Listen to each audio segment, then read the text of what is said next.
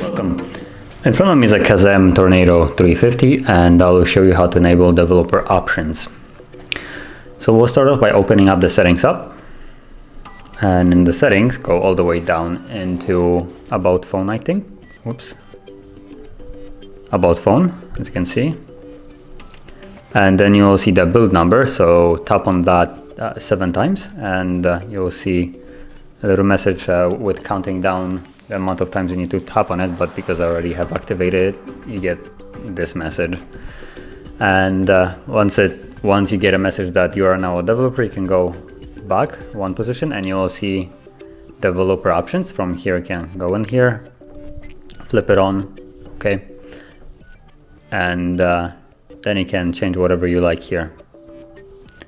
So there's a bunch of options here for like animation speeds, how phone performs, and other stuff. So you can find whatever you like and change it. And this is how you do it. Now, if you found this video helpful, don't forget to hit like, subscribe, and thank you for watching.